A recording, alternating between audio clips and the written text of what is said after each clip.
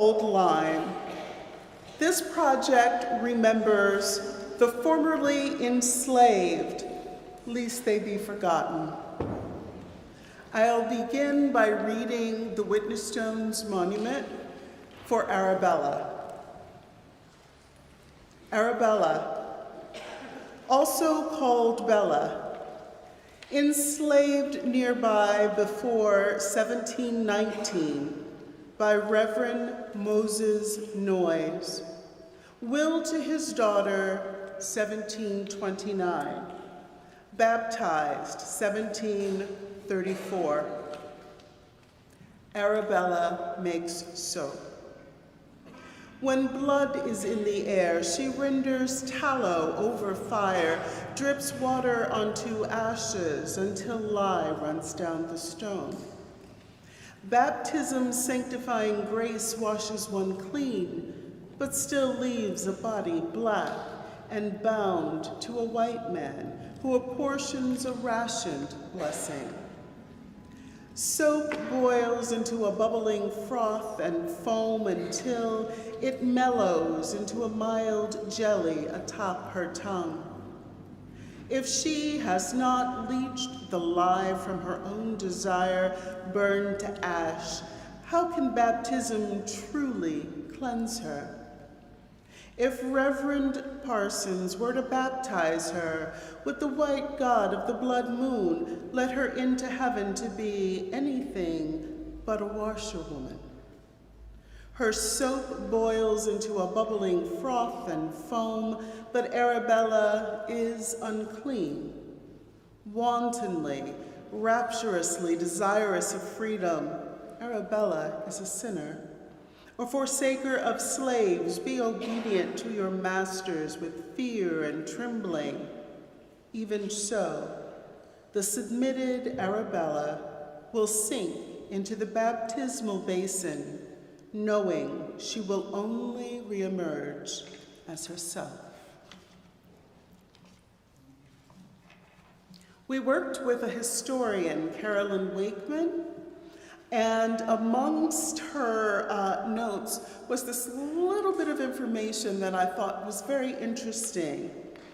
General George Washington is thought to have rested at slave owner McCurdy's house while traveling from Boston to New York in 1776. Humphrey would have prepared for the distinguished guest. When George met Humphrey, Washington's late September blue-grays question the darkness of this slave's eyes. Fury flash-cooled in a deluge of tears turned obsidian, edged in bleached eagle talon. Humphrey's eyes only reflect back Washington's war-weary face. It is safer this way. A slave is all function and no humanity, whispered assent and dust kicked up when he turns on heel, 2 steps ahead to prepare the way, 2 steps behind in his ordained place. Humphrey is the darkness Washington steps through on his way inside to the warm hearth and smells of roasting mutton and root vegetables. Tonight, Humphrey will bed down in the stable, fresh from a stint on the sea, the delicacy of rat meat, unpocketed wild onions pinched between weevil flour biscuits, still on his tongue. Thank you.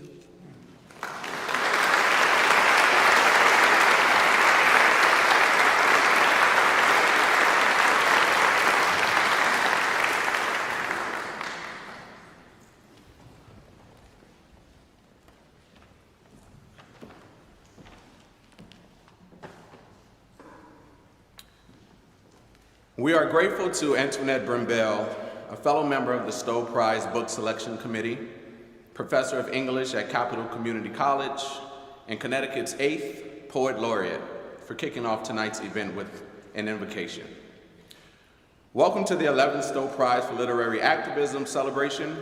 I am Dr. Michael Mallory, Chair of the Stowe Center Board of Trustees. And I'm Karen Fisk, the Executive Director of the Stowe Center. At the Stowe Center, we talk about slavery. We tell the truth. The America we know is built on the backs of people kidnapped from their homes and forced to labor with complete disregard for their humanity. We tell the truth. People are resilient, they resist, they use their skills and intelligence to forge freedom. People risk their lives to assert their human rights. The stories we tell are true stories. They're backed by primary sources, the words and actions of freedom seekers and their allies. These stories expose the worst of humanity and the best of humanity. The words and actions of freedom seekers define an American story that we can embrace. A story that celebrates the determination and intelligence of disenfranchised people who assert their humanity for the better of all. This American story is not afraid to speak the truth and affirm democracy as a thriving, diverse community of thought and action that has the potential of building a just society. This American story recognizes that all people, have the inalienable right to life, liberty, and the pursuit of happiness. Yeah. We are really glad to see you here tonight to honor Percival Everett, the amazing Percival Everett, with the Stowe Prize for Literary Activism for his novel, James.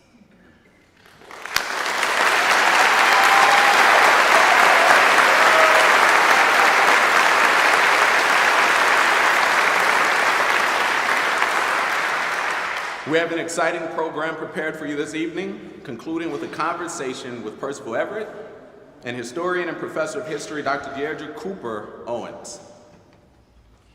Our program tonight is scheduled to end at 8 o'clock. However, we want to let the conversation continue to its natural conclusion. And for that reason, if anybody needs to exit the program at any time, we totally respect your needs. Thank you.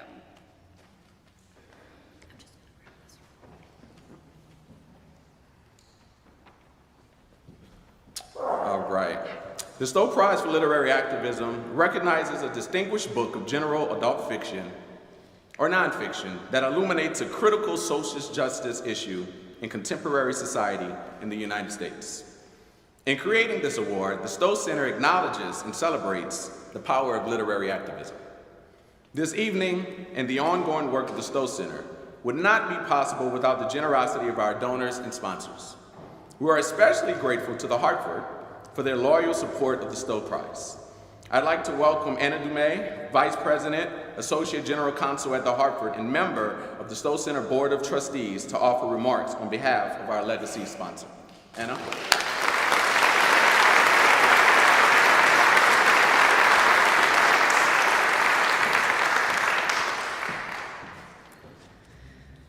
Thank you, Dr. Mallory. Thank you, Karen. Good evening, everybody. It's a true pleasure to be with you today as we honor Professor Everett and his novel, James.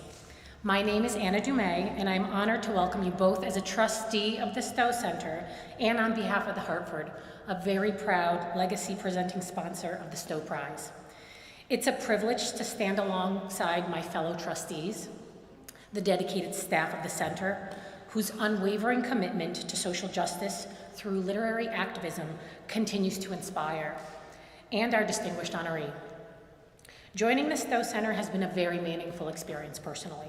This organization's mission to confront history, champion equity, and drive positive change through the power of literature is extraordinary. I am equally proud to represent the Hartford, a company that believes that removing barriers to achievement and in the transformative power of the arts. In Hartford, our home for 215 years, we believe that thriving cities are built through collaboration, investment, and vision. And we bring this to life by investing both financially and in human capital to strengthen the city's vitality and resilience.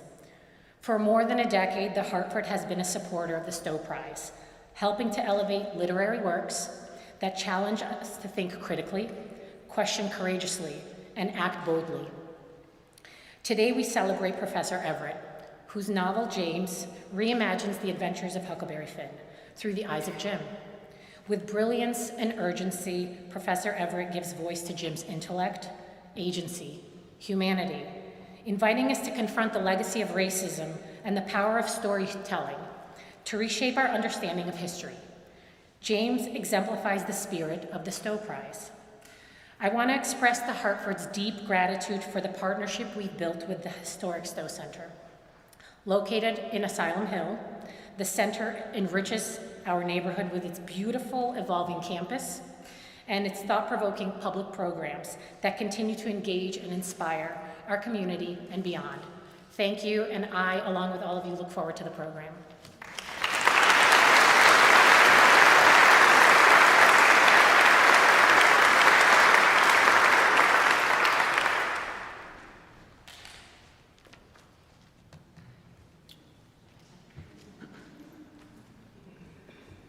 Thank you, Anna. Now, it is our profound honor to stand before you this evening to help present the 2025 Stowe Prize. This award is not simply about celebrating great literature. It is about honoring the moral imagination. It's about recognizing those rare voices who summon us to wrestle with the deepest questions of justice, memory, and freedom. The Stowe Prize reminds us that art is never neutral. Literature can comfort, but it can also confront. It can disturb the settled order. It can speak into the fractures of our democracy and insist that we see what has to often been ignored. So tonight we honor a writer who has done just that. Percival Everett in James, a novel, has given us not just a retelling of a story we thought we knew, but a profound act of restoration. He takes James, a man long reduced by history, and restores him to his rightful place. Intelligent, courageous, strategic, deeply human. In doing so, Everett refuses to let this nation continue in its selective amnesia. He demands that we acknowledge the voices that were always present, but too often silenced or erased. This work is more than literary craft. It is a mirror held up to America. It asks us to confront the silences and omissions that still shape who we are. It asks us to reckon with the distortions that have shaped not only our textbooks, but our politics and our culture. It presses upon us the question, what is the cost of forgetting? What is the cost of a nation choosing not to remember truthfully? Everett's work is prophetic. It reminds us that stories are not entertainment alone. Stories are the architecture of our moral universe. They shape what we believe about ourselves, what we teach our children, and what kind of society we dare to build. If we inherit falsehoods, we live in falsehoods. If we inherit truth, even painful truth, we have the chance to live more honestly and more justly. In James, Everett has given us a gift that is both beautiful and unsettling, tender and disruptive. He has reminded us that the task of the artist is not to lull us to sleep, but to awaken us, to stir in us the urgency of justice. And so tonight in presenting this prize, we do more than celebrate a book. We consecrate the labor of a writer who has stretched the boundaries of American literature and sharpened our collective conscience. Percival Everett has written a work that will echo across classrooms, across living rooms, and across generations.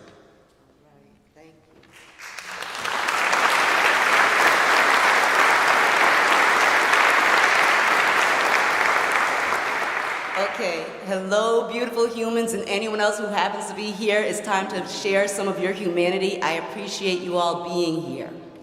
This is a wonderful prize, this is a great event, and I am so honored to have served on the selection committee. I am a child of Hartford, which means that I have all of the beautiful light that we bring and all the shade that we like to throw.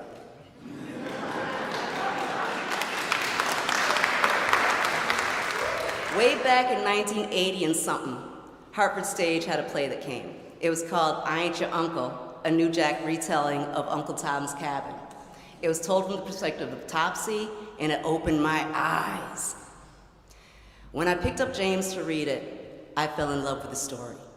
Windsor kids, if you read chapter 2 speaks to us. I loved it. I had a whole good time playing with this book.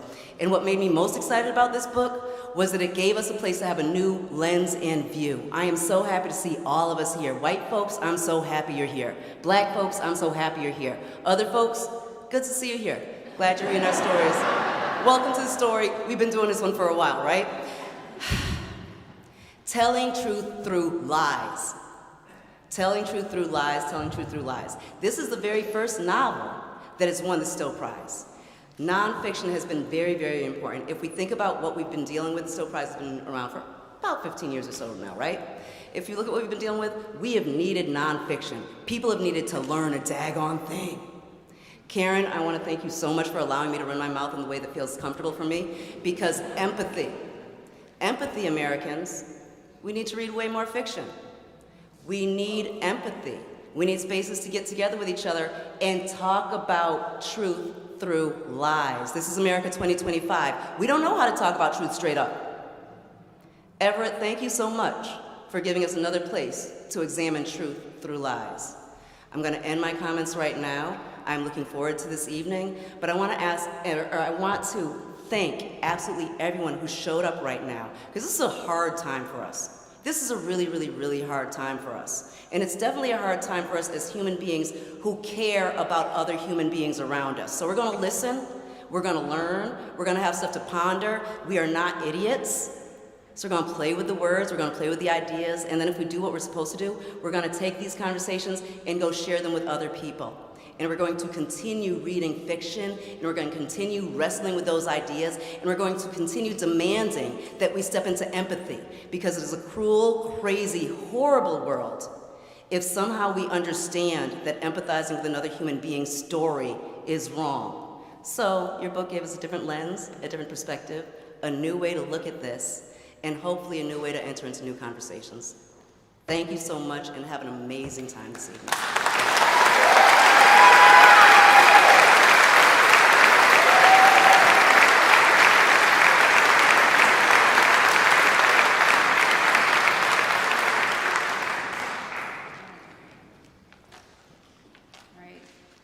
Professor Everett, if you could come up here, please.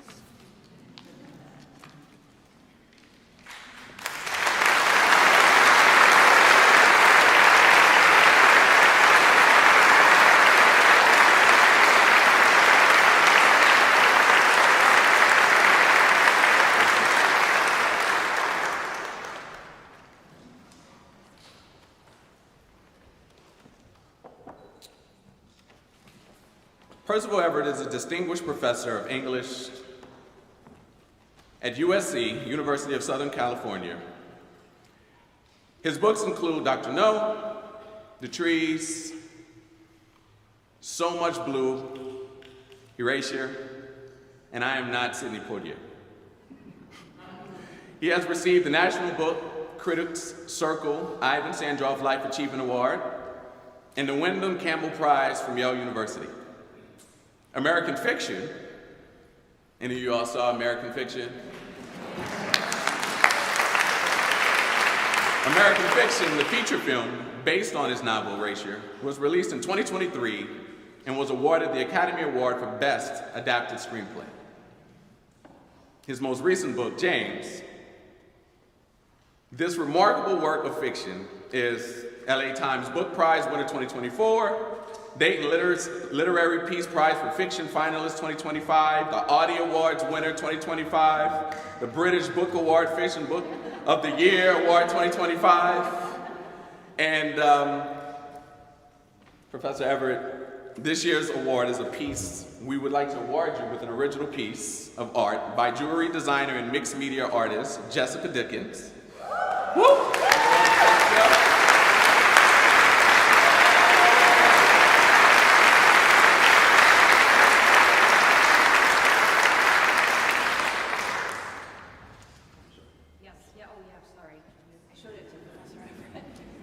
Jessica is an incredible artist, and this is the piece that she always designs custom pieces based on our winner, and this is a special gift in the prize for Mr. Percival Everett, and this is sensational and amazing. So thank you so much again for designing this.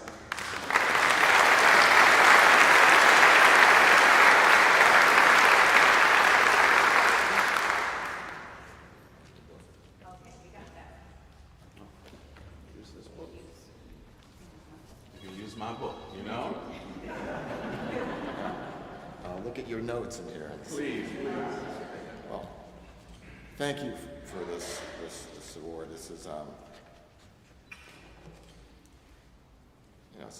it's touching. That's to be recognized for literary activism is especially nice. I'm not shy about saying I have a problem with awards, generally speaking, but this is different.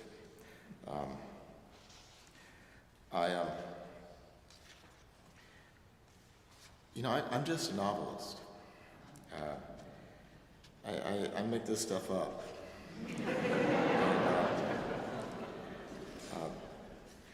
But it doesn't exist without readers. And I'd like to say that reading in these times, any times, reading is the most subversive thing any of us can do. I'd like to think that writing is the second most subversive thing, but it's not true. The second most subversive thing is belonging to a book club.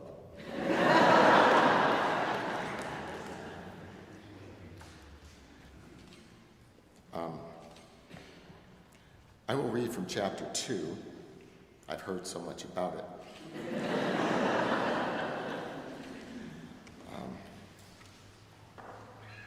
And I'll just start. That evening, I sat down with Lizzie and 6 other children in our cabin and gave a language lesson. These were indispensable. Safe movement through the world depended on mastery of language, fluency. The young ones sat on the packed dirt floor, and I was on one of the 2 homemade stools. The hole in the roof pulled the smoke from the fire that burned in the middle of the shack. I will try. Can someone turn me up? I feel like a rock guitarist. Turn me up.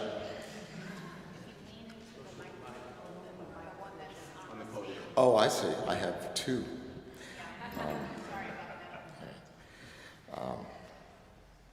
Papa, why do we have to learn this? White folks expect us to sound a certain way, and it can only help if we don't disappoint them. The only ones who suffer when they are made to feel inferior is us.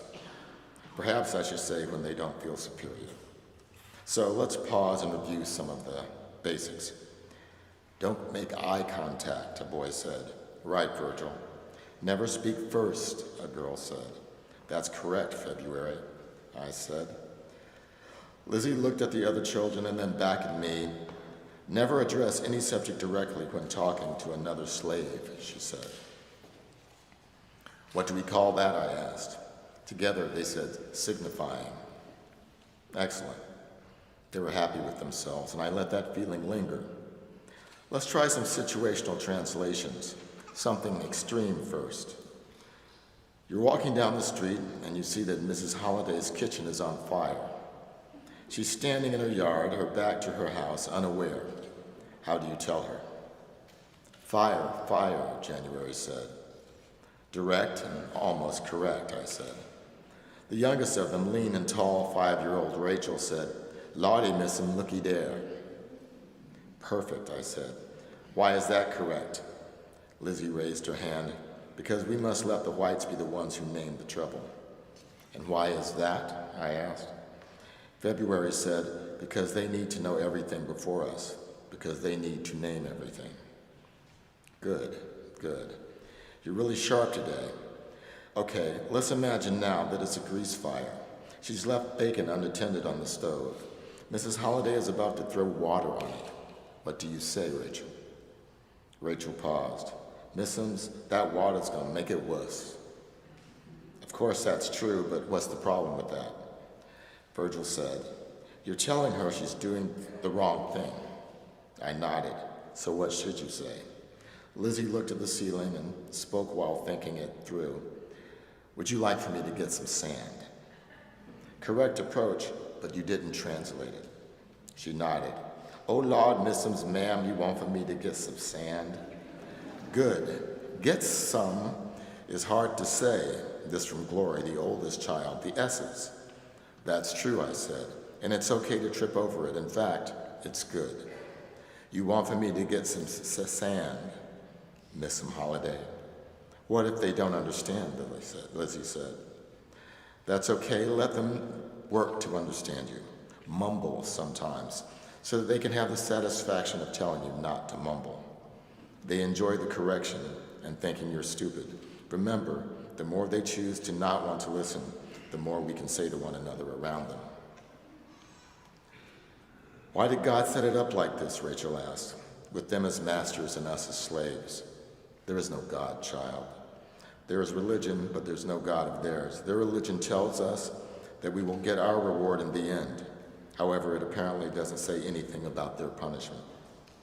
But when we're around them, we believe in God. Oh, Lordy Lord, we be believing. Religion is just a controlling tool they employ and adhere to when convenient. There must be something, Virgil said. I'm sorry, Virgil. You might be right. There might be some higher power, children, but it's not their white God. However, the more you talk about God and Jesus and heaven and hell, the better they feel. The children said together, and the better they feel, the safer we are. February, translate that. The more better they feels, the more safer we be. Nice. Thank you.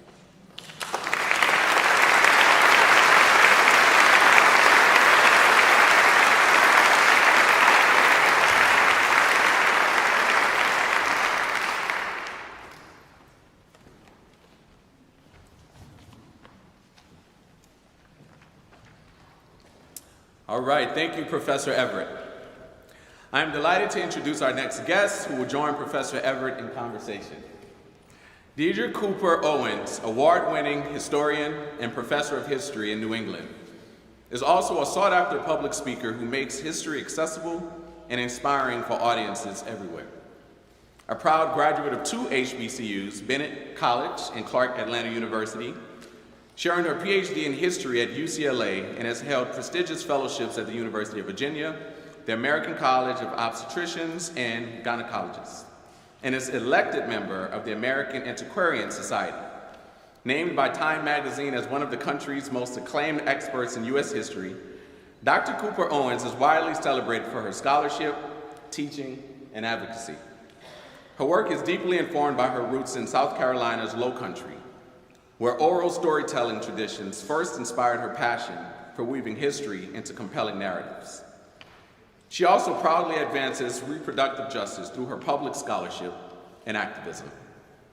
Please join me in welcoming Dr. Cooper Owens.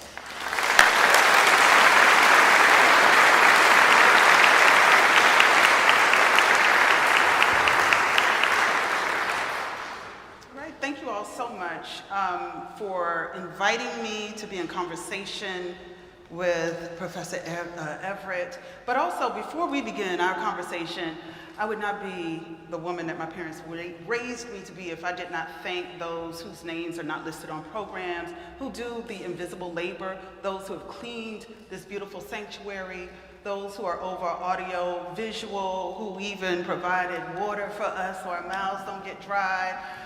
Just all of the folk. I rode in a van over here for people who had hand trucks bringing in the books that Percival will sign for you. So let's just give a hand clap to those folks.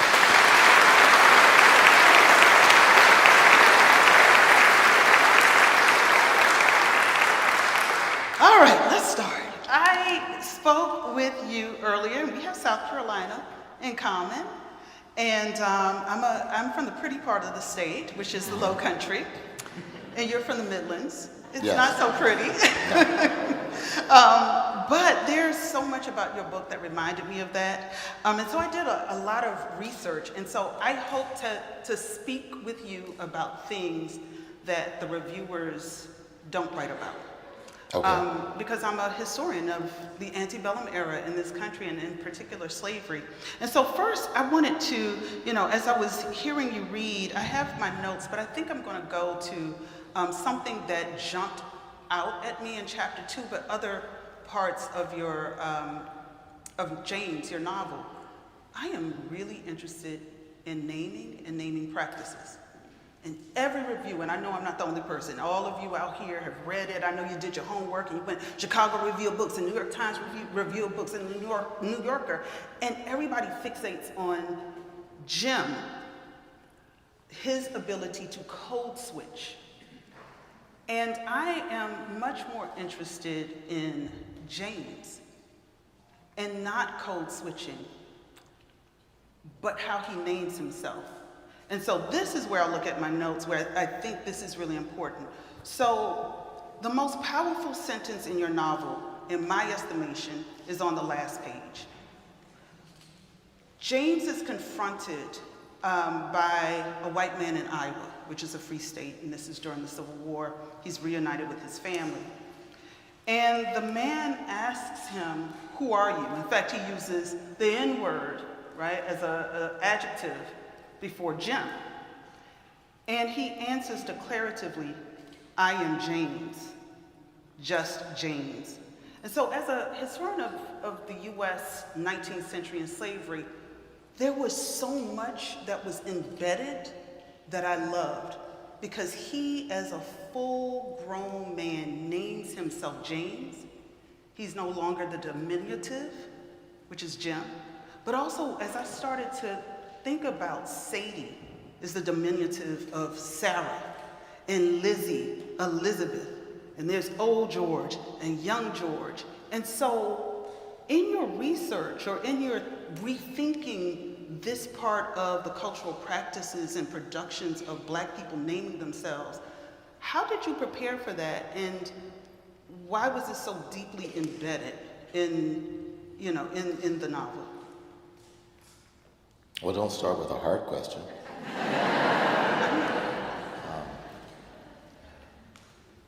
Well, I've long had a fascination with the naming practice, even outside of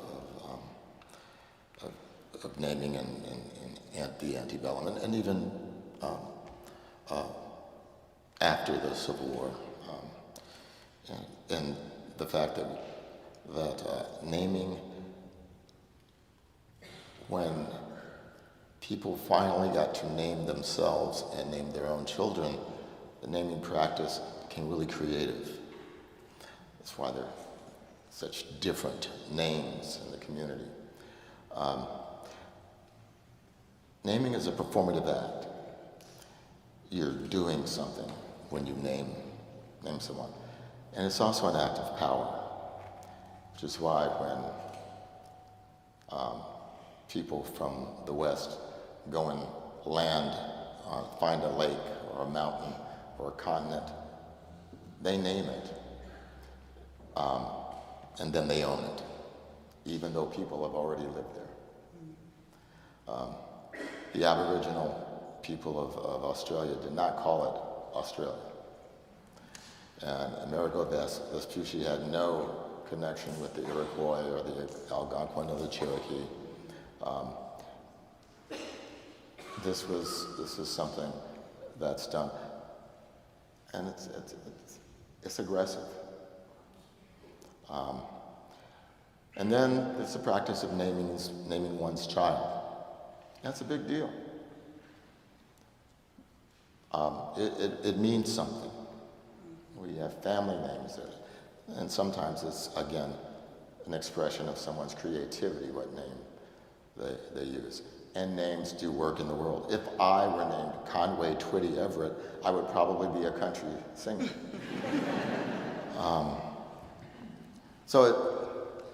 Naming is packed. There's a lot going on.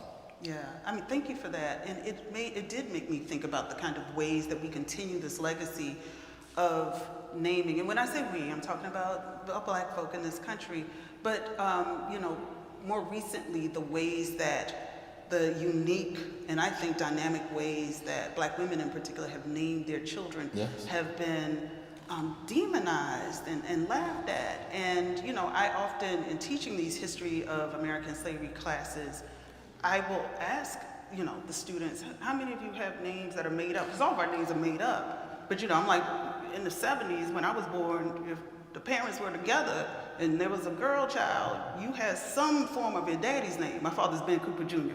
I'm Deirdre Benia, right? And so that kind of thing. In the 80s, you start getting the Keishas and the Las and the, you know, but there's something that I think is really beautiful about your ability to put that in there without necessarily beating the reader over the head with the cultural production of having that political act and that powerful act. Well, and it's funny I mean, it's easy to laugh at names and because they're different. I saw a name and this was great. It was D-A. It was Dasha. Okay. That's brilliant. But it's also very easy to not recognize that brilliance and to make fun of it. So, no, I'm not going to do the code switching. I just think that's too easy. Everybody talks about that. Let me go to another part that also captivated me in the book when we get to minstrelsy. Because, you know, when you start off, there are all of these minstrel songs, the lyrics to the minstrel songs. And so I'm reading it, and then it starts to, I'm like, oh, okay, I get it as we, you know, for those who haven't read it, I don't want to give everything away. But eventually, James is sold into or bought by a minstrel troupe, essentially, and has to sing for his freedom. And James is not the darkest Black person. He's, you know, kind of a lighter hued Black person, but he still isn't Black enough, so he has to put on blackface and have his features kind of, you know, caricatured. But he doesn't have to don the wig because he still has Afro-textured hair. And there is this scene that made me think about conversations that are happening today where a woman character, Polly, who you can tell is kind of smitten with James, even in his blackface and his white mouth, she's smitten with him, and the father comes, and the father is kind of taken with his appearance too, and sneaks into the tent just to touch James's Afro wig. Please give me some insight into how that enters into, you know, his experiences, James's experiences, that this white man sneaks into the tent at night just to touch his hair. Well, if I could do that, I wouldn't have written a book. There's like a cognitive dissonance that happens. Yeah, well, the minstrelsy is interesting anyway. They take him into the troupe because of his singing voice, and but he's Black,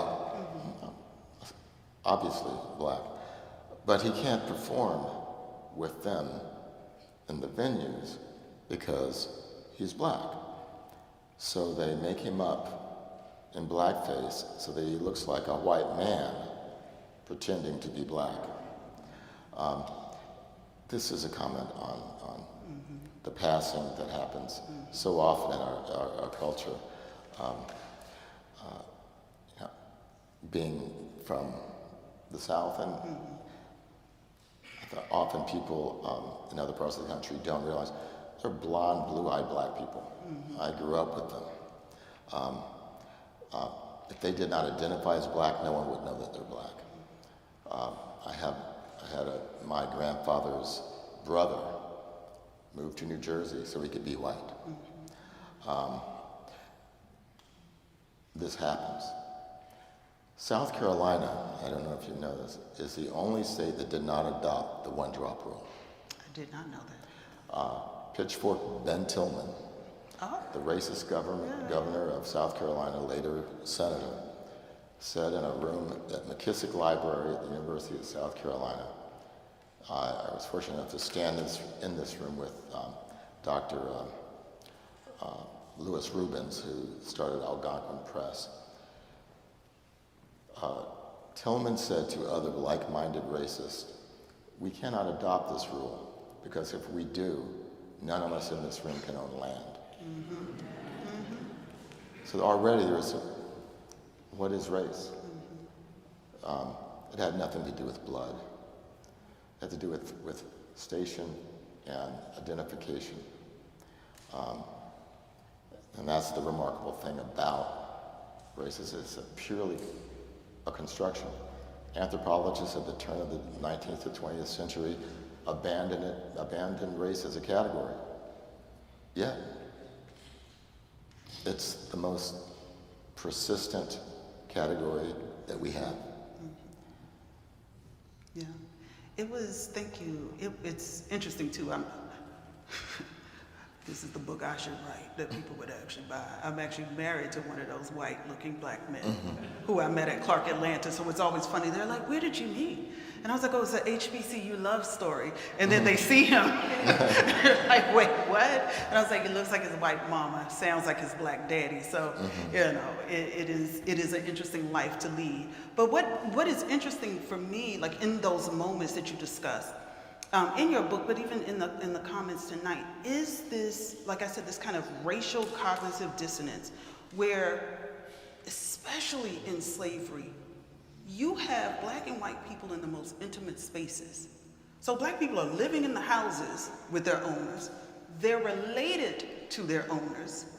They work alongside other white laborers. So, I mean, they can never escape the gaze of white folk, right? And yet there is this curious fascination with being able to somehow touch the thing that is allegedly different. And that was, you know, it boggles my mind today. You know, it's just like you are willing to enter, you know, look at Polly's father, willing to enter into this space in the dark of night just to see if it's an Afro wig. You know, just to scratch an itch about whether this person's really black or not. Well, I mean, this microaggressions, they call them now. It's just, I want to touch your hair. Can I touch your hair? People complain about microaggressions, and I tell my kids, no, enjoy them. That's kind of the rite of passage. That's just being American. Recognize it. This is a sick place. You know, what did they say? What did Marines say? Embrace the suck. And that's kind of what it is. Yeah. Talking about this, you know, I've read some interviews about how you came to the idea of writing James. And often the ways that people have, especially critics and people you've been in conversation with, they'll say, "Oh, this is a retelling." And I tended to think, is this a kind of retelling of Mark Twain's Huckleberry Finn, or is it something different where you're not necessarily telling a new story, right? We understand, those of us living in the 21st century, at least one would hope, we understand that enslaved people were human beings and three-dimensional, flesh and blood thinking beings.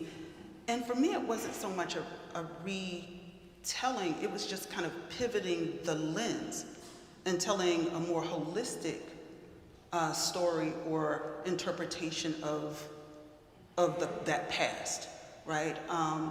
I did not feel like, even though I know that this is fiction, because of what I know about antebellum era slavery, it felt like I was seeing this character as a three-dimensional human being, and you just pivoted the lens to actually include the insights and the thoughts and the experiences of the person who had been marginalized and silenced in so many ways.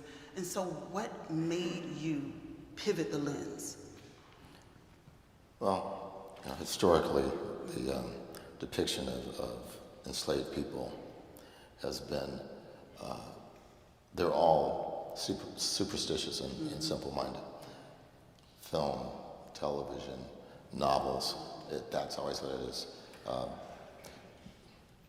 black slaves were capable of eating, sleeping, and procreating. That was it. Human beings. So that's not true. The so-called code switching, I never use that term because that's what we always do. It's just a part of being human. You don't speak the same at home as you do at work. You don't talk to your children the same way you talk to other people's children. We are different people in different places. But as this story of slavery is repeated, what it leaves out is that there were many slaves who contemplated the ironies of their situation, contemplated with deep philosophical passion what it meant to be enslaved. Otherwise, you would not have had attempted revolts like that of Denmark Vesey, who was a brilliant person. And you would not have had Nat Turner. When I present the way that the enslaved talk to each other in the novel, I don't know if that's how they sounded when they talked to each other. I do know they didn't talk to each other the way they talked to the people who had expectations about them. There were these recordings that the WPA made, the Writers Project, in the 30s, testimonies of black people who had at one time in their lives been enslaved. They're remarkable. Not so much the content, but the fact that they sound the way I sound right now, more or less. The fascinating part, the important part, the scary part is that when these testimonies were transcribed, they were written in a slave dialect. That's right. One that's not real, that's constructed, made up, satisfying the expectations of the oppressors. That can happen two ways. One is the transcribers are instructed to do this. The other is a little more frightening, and that is no matter how these people sounded, this is what the transcribers heard. So, yeah, it's complicated stuff. Yeah, no, it made me think about, this is wonderful. I wish I could take my students, from stores and bring them here, because I'm teaching a history of slavery course in this country. And so I was teaching them how to vet sources. And so Better be careful, there was no slavery. This is, supposedly I'm teaching a very divisive thing, right? We're having a woke, dangerous conversation right now. Do you know what one of the proposed substitutions for slavery, the word slavery, is in Florida? Is it the one about the internship or something? Involuntary relocation. That's right, yeah. Which I guess is technically correct. Yeah, this is true. And I had them, I said, well, did Sojourner Truth in the 1830s say, "Ain't I a woman?" And so, these are students who, some of them have never heard of her. And so I said, go ahead and do your internet thing. Use Google and Chat GPT and what. So they're like, yeah, she did this. And I said, okay, remember earlier I mentioned she was born in the late 18th century in New York. And in fact, she was owned by people, I said, who were Dutch, because New York used to be a Dutch colony. And of course, that doesn't mean anything. And I said, what person from that area would say, "Ain't I a woman?" I said, she would say, "Want I a woman?" And it was just this moment. I said, but the person who wrote that doesn't mean that the impact or the content, like you're saying, doesn't matter, but the person who wrote it knew that people would not want to hear Sojourner Truth's voice. And so here she had to negotiate and manipulate it so people were not shocked by it. It is, incredible. Or, the most glaring thing is Phyllis Wheatley, brilliant young woman. I think she was a teenager. That's right. read Latin and Greek, had to prove to white people that she was capable, not only of writing poetry, but not of reading these languages, but writing the poetry that she did. So they gave her exams.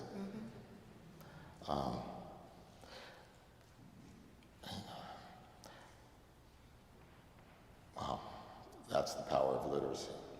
And that's why it frightens people so much, and that's why I mentioned that reading is important.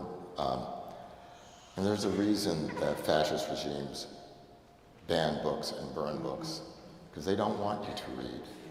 And it's very easy for us to feel good in here. All the seats are filled. We're talking about books. That's kind of positive, but you're so few.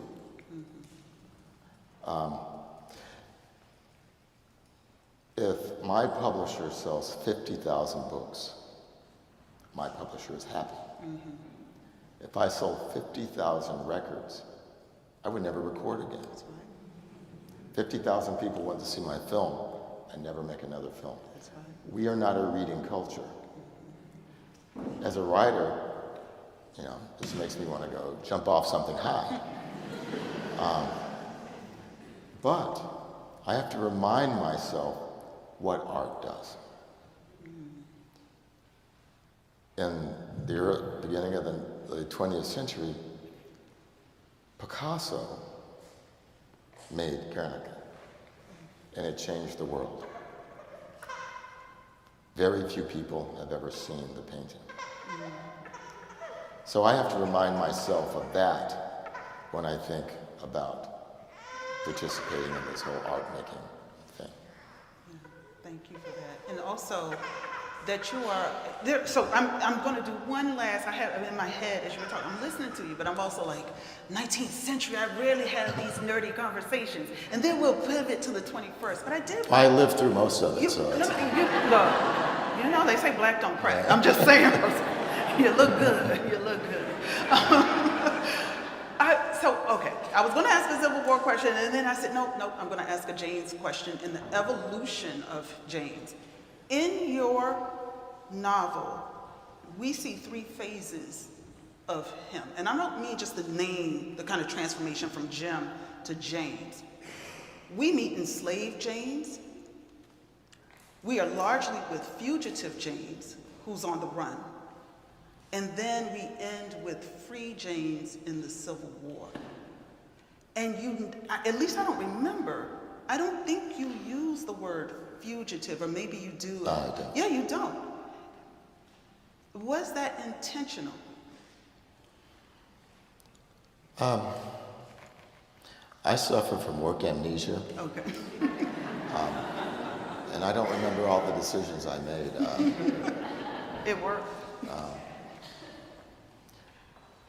Now, what has been interesting to me is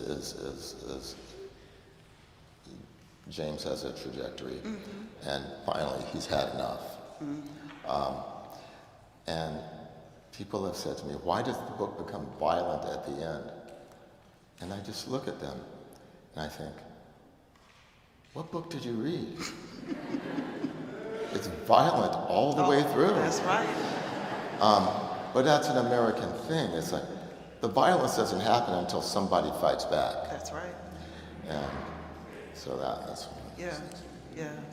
And that was the most interesting part, is when he fights back. I mean, he fights back in the ways that he could as an enslaved person and a fugitive person. Well, he takes Sammy with him. That's right. That's Yeah.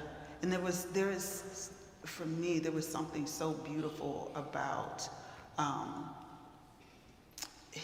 the love for his people, allowing him to sit in, from my standpoint, rightful anger and vengeance, because he was, in his way, righting wrongs. And also there was something powerful, I think, about the way that love was not timid with Jim or James. Particularly his love for children and women and girls was just so powerful. And we live in a moment, you and I talked about our spouses just, I just met him, so it's not like we had deep secrets, but I know you're married, I'm married, and we've been married for a while.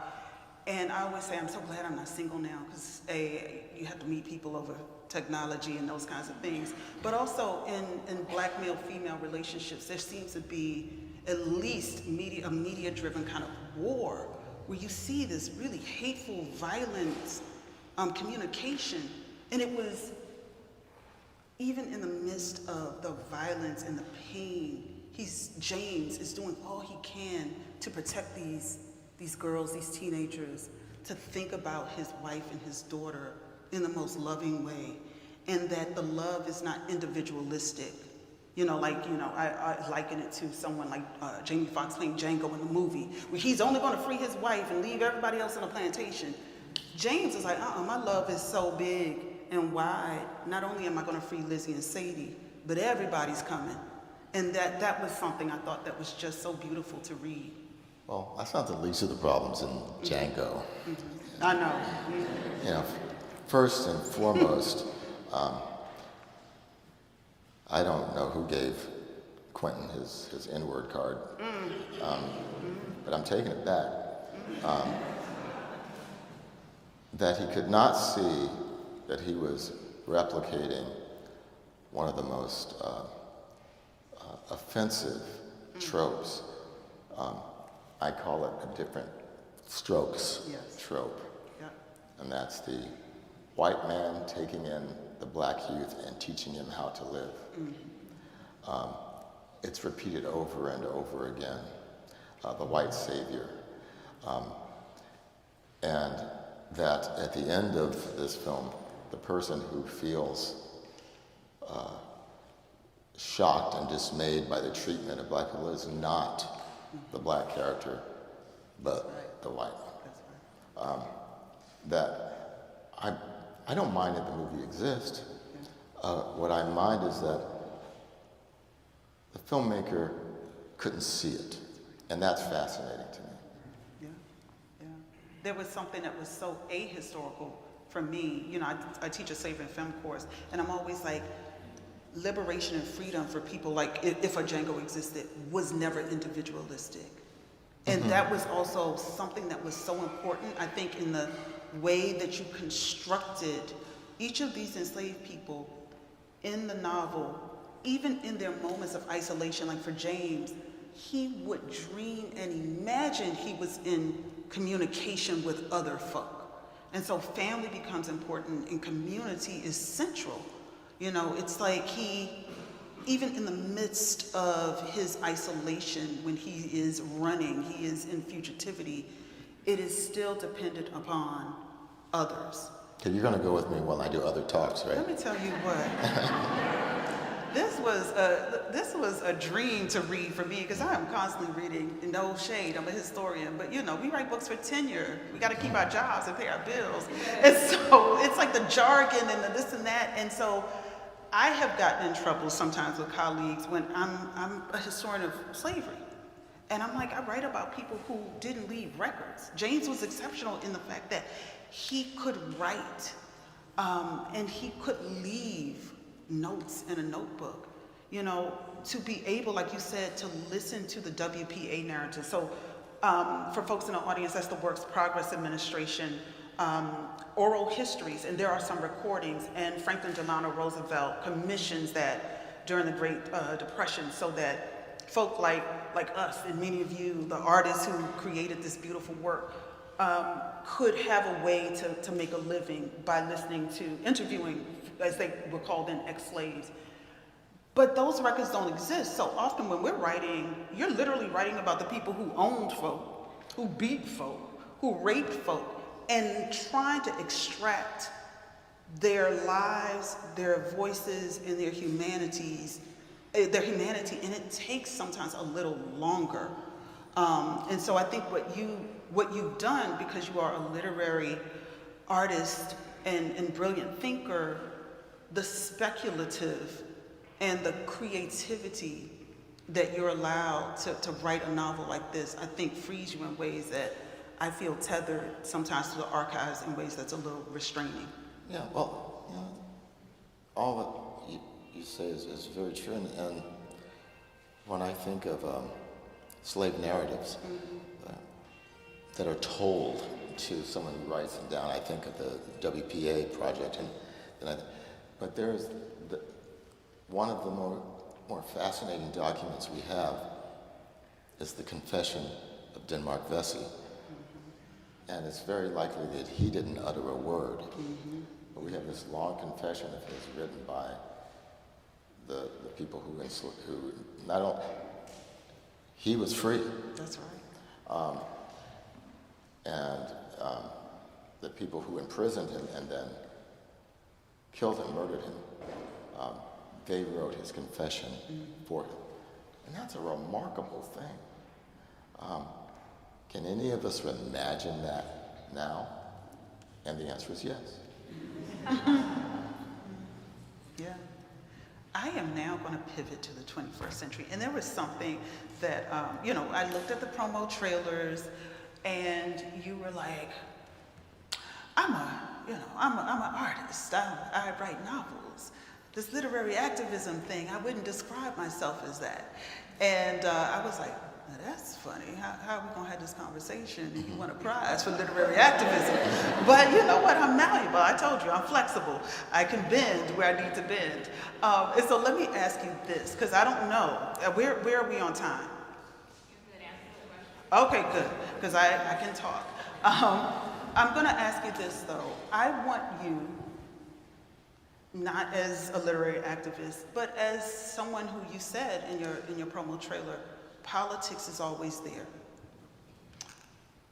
What do we need to do to meditate, ruminate, feel inspired, get angry, move, whatever, or even just be in silence around some of the themes in this book? What do we take away from this?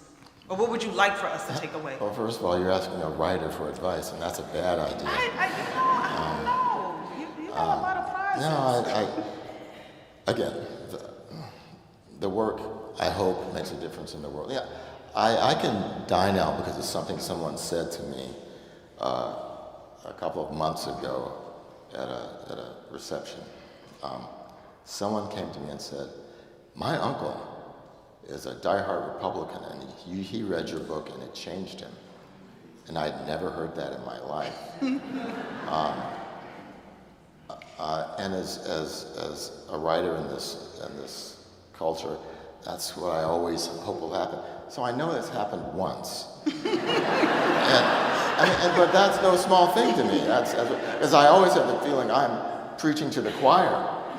Because let's face it, I'm not worried about my book getting banned. The people who ban books don't read books. That's right. So what can we do? Well, you do it. You're already doing it. Read and read with other people and I do think reading fiction is good because it helps us think. But I think reading everything is good. I read history all the time. My kids hate me because I read math.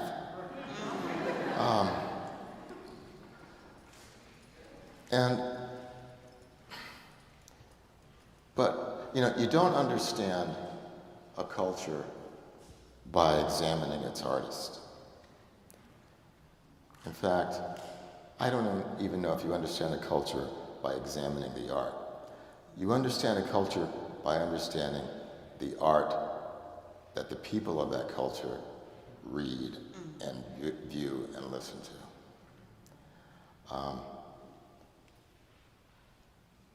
Doesn't make it good, but that is what's important. Thank you so much. Thank you for your work.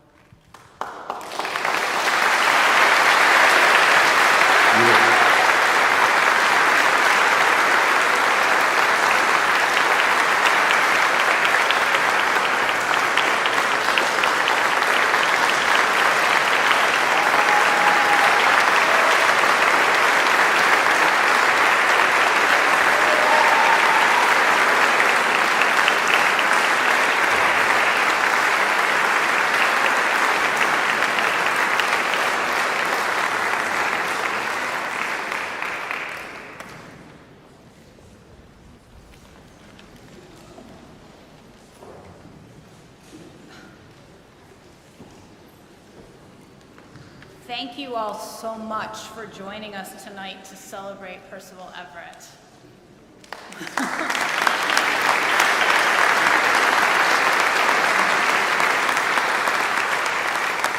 It's also the American tradition of literary activism. The work we do at the Stowe Center is done absolutely in community.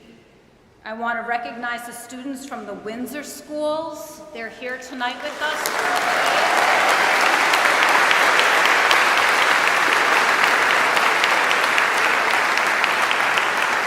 Our incredible Board of Trustees. The Stowe Prize Selection Committee. And everyone and each one of you. Thank you for being here tonight.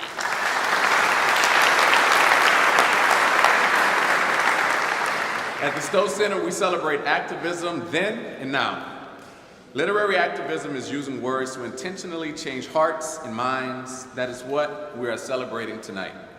As a call to action, we invite each and all of you to consider what can you do to build positive communities of change. Read. All right, thank you. Go ahead and say this and then I'll say that. Okay, yeah. So Professor Everett will be signing books in just a few minutes, right up here at the front. So you can purchase books from Riverbend Bookshop at their table in the back. Thank you, my friends. And if you would like a moment to talk to Professor Everett and get your book signed, please line up in the aisle to your left, our right. Right. All right. You also have a survey along with your fan and your water. Please take a minute to do the QR code and tell us what you thought about this evening. That's very helpful to us. So again, thank you so much, Professor Everett, to our remarkable staff, our board members, volunteers, donors, sponsors, and most especially all of you. Have a wonderful evening and please get home safe. Woo!